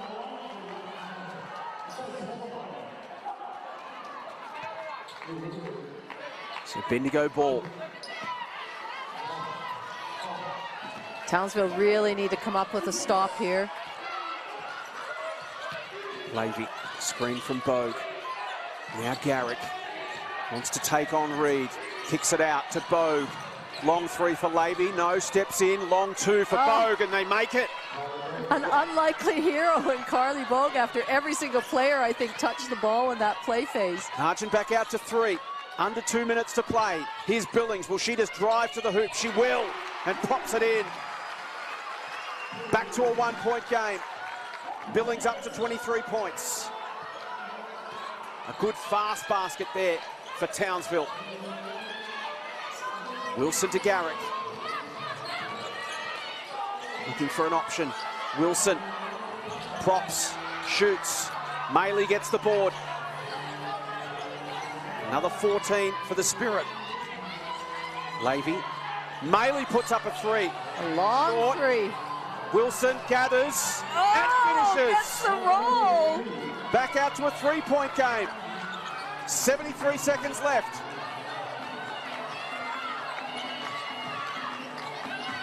Reed to Woods, to Payne, to Cox. They need to keep moving. They're Billings really trying looking to set at up underneath. She's got Bogue to work on. Reed against Maley, looks for Payne, takes the contact, can't get the finish, off the hands, and it's a Bendigo ball. 51 seconds remaining. Well, Townsville don't have to foul. It's only a 3-point game. They need to play a really great defensive game here, their defensive possession. Get the rebound and then go down and set up a 3-point play. Critical gather and finish there from Alex Wilson. Levy to Maley. Back to Tessa. Garrick sets up in the corner. Bode comes forward, now gets herself to position under the hoop. Levy uses Garrick. Bode sets a screen. Billings. Garrick steps back. Can't score. Wilson again on the hustle. Garrick thought about the three, wide open, kicks it out to Levy, who says, let's just settle. We're up by 3. Oh, they don't need to foul. And Woods does foul. Good experienced heads-up play from Levy. She was wide open, called for it, said, hey, let's just take some time off the clock. Absolutely. Maybe they'll foul us. And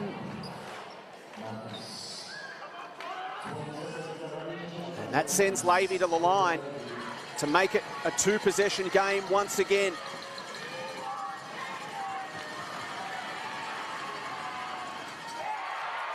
Not with the first. Critical free throw here for Tessa Levy.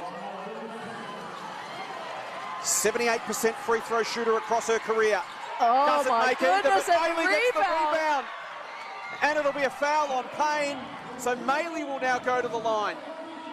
How on earth did Maley come up with that or compete for that? And I think Nadine Payne might have just fouled out as well.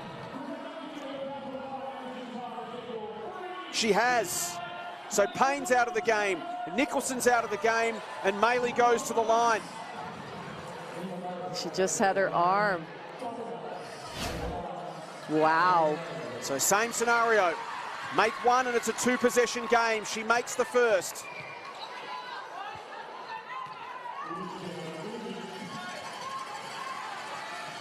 And the second. 5-point game, 19 seconds left. Laurie, if you're Shannon Seaborn, what are you saying right now? Oh, 19 seconds left. Well, you need a quick hitter. It doesn't have, it can be a 2 or a 3, but it needs to be quick. So they need to get the ball up the floor. I would say penetrate, try and get to the rack, maybe get fouled for your 3-point play. If you score, or even if you don't score, you have to foul straight away. Stop the clock and hope that Bendigo miss a foul shot.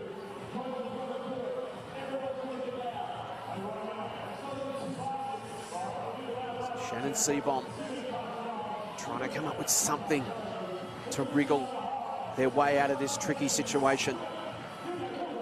For Bendigo, well, it's just about being smart, being tidy. The only thing I don't know is how many fouls Bendigo have, if they've got any to give yet, because that's critical. If in fact they've got any to give, they can be disruptive and after, 5 seconds foul them and then take them out of whatever Shannon is discussing right now.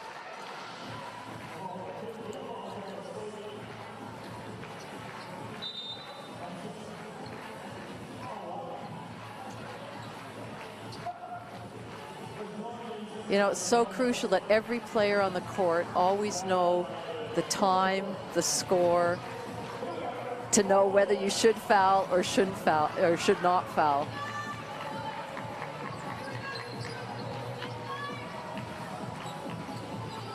So the Fire advance the ball. They trail by 5. Need a quick basket here. What's the play? Woods, Billings cuts. Murray for 3. Not quite. They need the board. They get it through Reed. Down to 14. Cox steps inside, goes for the long 2. That won't go. Maley gets the board and gets fouled. And the Spirit in the box seat.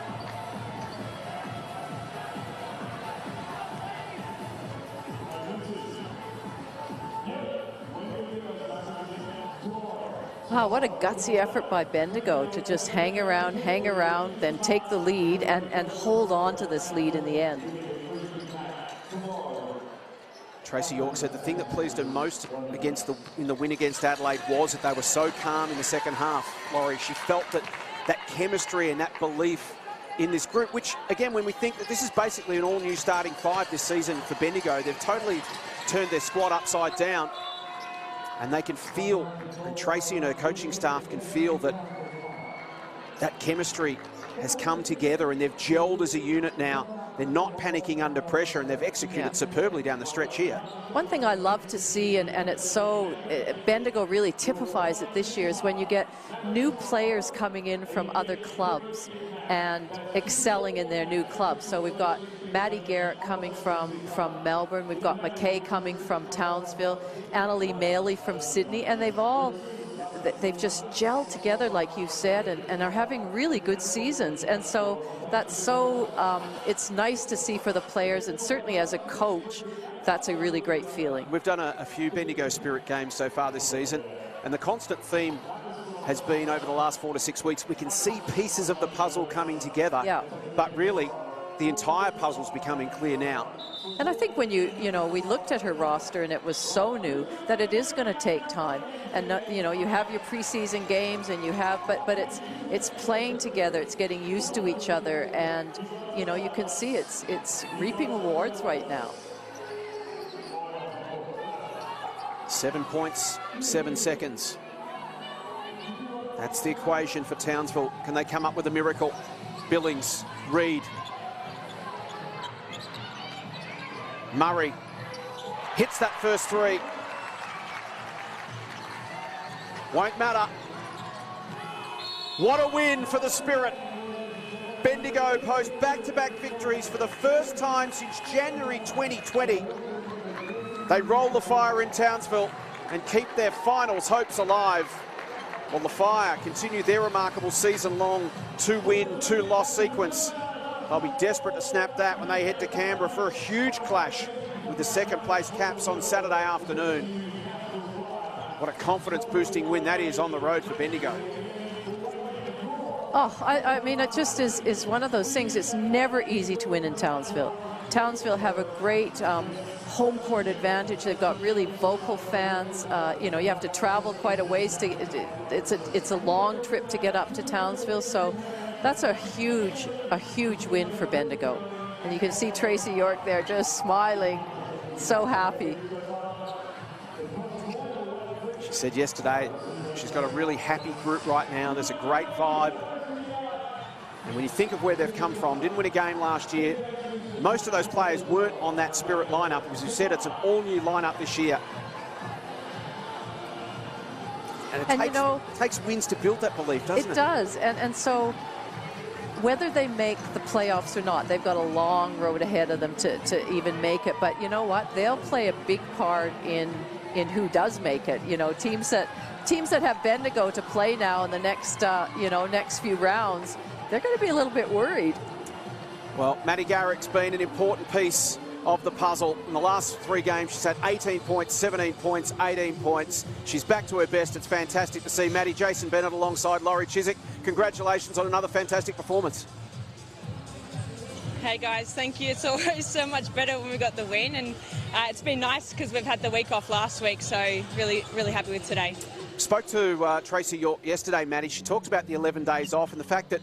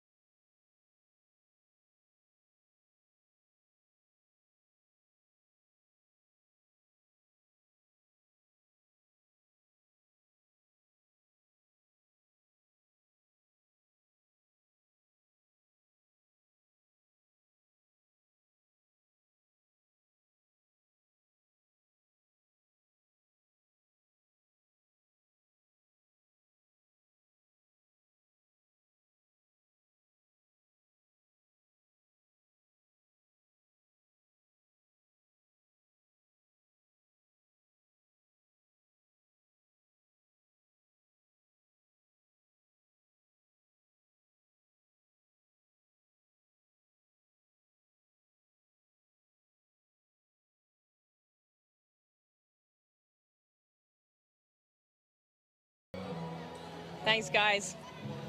Maddie Garrick, 18 points to go along with 18 and 17 the last couple of weeks. The pieces are coming together. She's a big piece of that puzzle, that outside threat. But tonight also made some smart plays, got inside, gave herself some easier shots. And this was a fantastic contest. Really enjoyed it. Oh, it was great to see. And you know, there was a few contributors with, we talk about Maylee all the time, you know, and she got her 25 points and 19 rebounds. But I love the fact that Maddie Garrick has now had 3 good games in a row. And she would feel that, and so now she's another person that you can sort of go, okay, yeah, we expect this from you now, and that sort of contribution.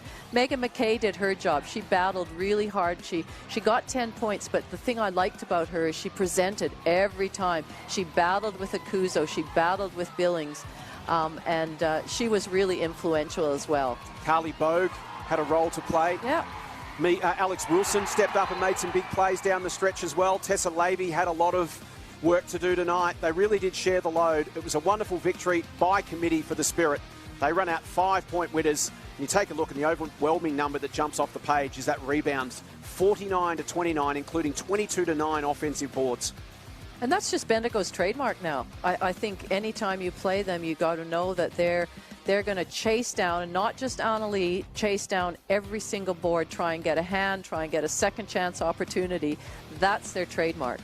Let's take a look at the road ahead for both these teams. And where to now for the Fire, who have, as we said, gone 1-2, lost 2, 1-2, lost 2, and now they're back on another losing streak. Well, where to next is a game against the Capitals on Saturday afternoon, the national TV game. And what a game that now shapes to be. Well, it does, and given the fact that we've had some information that Capitals will be down on some players, we're not sure which ones at this stage, but only suiting up 7 players. So it's a great chance for the Fire, and they'll be disappointed in tonight's loss. They'll have to learn from it quickly and then get back on there and see what they can do in Canberra. Then it's the Flyers hosting the Lightning in another huge matchup. The Caps, as we said, down to 8 fit players, so that game set to proceed from 7:30 Saturday night. Then Sunday afternoon, it's the Boomers and the Flames at the State Basketball Centre. Melbourne with Kayla George, Tess Madgen, potentially Ezzy Magbagor back from injury. And the Boomers, too, need to find some consistency. They've been riding the roller coaster in the recent weeks. Oh, haven't they ever? You know, you go to Tip Melbourne and, you know, they've got the personnel and sometimes they've got the game, and then other times you just shake your head and go, oh my goodness, what are they doing out there? So they need to find some consistency in this second half of the season to be really, you know, in there with the purse, and Canberra's doing well, and Adelaide as well. Well, that wraps up our Thursday night coverage. Laurie, an absolute pleasure to work with you as always. Thank you, Jason. That was a lot of fun. That was fun. That was a great game. No overtime, though. Disappointed. On behalf of our entire production team, thanks for watching. Congratulations to the Bendigo Spirit. They've registered back-to-back wins for the first time in more than 2 years. They've done it in style. They've knocked off last year's runner-up. Tune in for more WNBL Saturday from 5 p.m. Eastern. It's the Caps and the Fire right here on KO.